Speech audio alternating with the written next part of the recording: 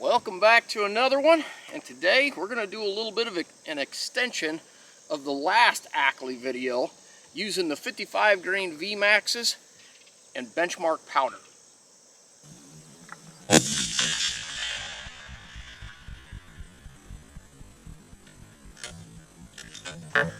Now what we're doing today is going to be a little bit different. If you notice, I got a spotting scope set up right behind me, and we're going to film through that instead of having a GoPro downrange. We had a couple of these bullets that I suspect that last time did blow up mid-air, so that's really what I'm trying to catch. Now, I did bump these up. The ones that are in here are a tenth more, so 27.1 grains, and we'll see how fast they're going. And the next ones will be 27.2 grains, so we're probably really reaching the max somewhere right in here, so we'll find that out, but we'll see what that velocity is. But my real goal is hopefully to catch one coming apart mid-range down there. So let's see if we can do that. Let's go ahead, shoot the first group here. I am still going to try to shoot for a group and see what they'll do down there, and I'll show you that later once I get both of them shot up. So turn that on. Here we go. Take that off.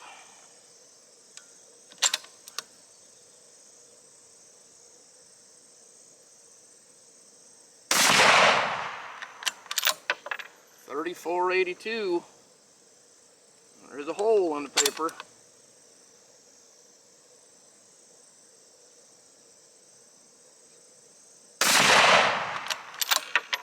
$34.79. The hole too as well.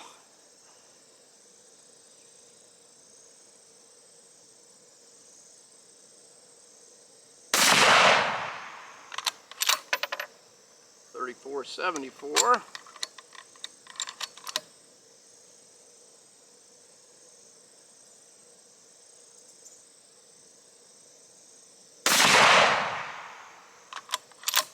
$34.97. That's cooking.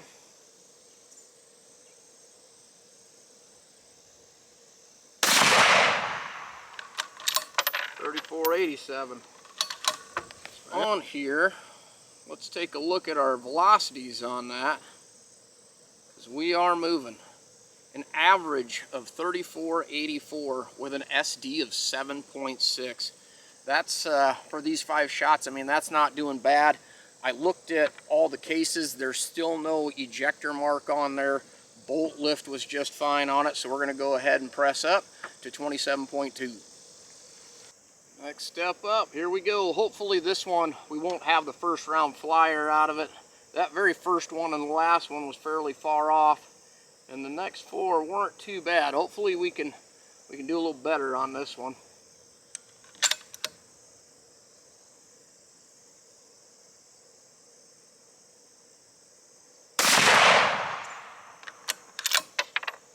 $34.70. That's lower than the last ones.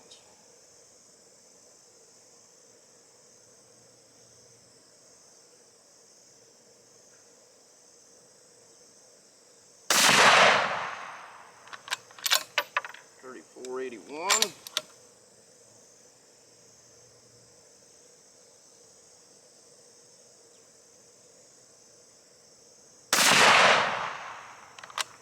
I might have pulled that one just a little bit. It's just a little bit right. $34.95.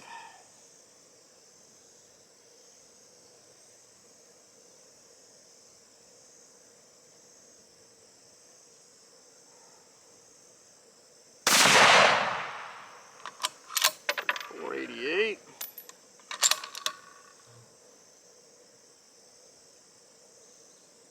Last chance here.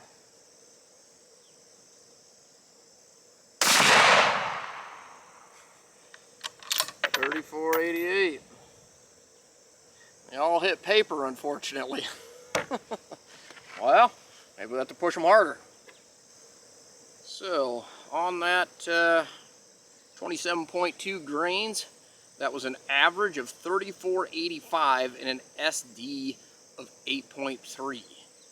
So, return, back, okay. Yeah, so really the average on the one before, or the shot string before, was 34.85. So, I mean, it really didn't bump it up much, that's for sure. And the SDs were about the same. Let's go ahead and go down there. Let's take a look at the groups. Here, that was the very first shot.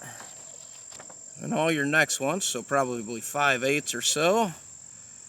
And then in the next group, I know that one was me. I know I kind of pulled that. But realistically, I mean, that's probably just over a half. Probably a 9/16 or so. So really, for just under 3,500 feet per second, I mean, they're holding in there fairly well. And I was really hoping that we'd get one to explode in there. But we'll have to, I don't know. I don't know if that's 4 shots through there or if one exploded. We'll have to review the tape. So, after going down there and looking at the paper, that first group, there was a possibility that that was only 4 shots in there. So I went ahead, pulled the SD card, ran back in the house, reviewed it, and sure enough, shot number 5 exploded.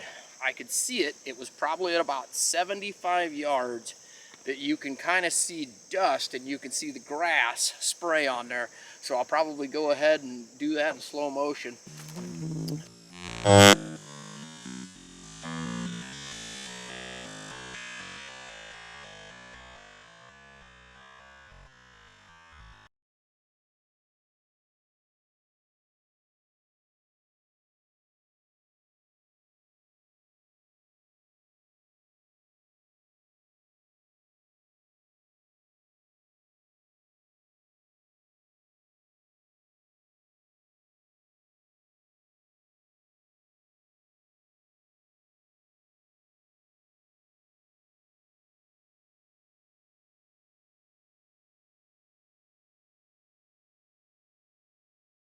You know, maybe let you see that a little bit clearer from the original footage, but it's just odd that that really wasn't the fastest.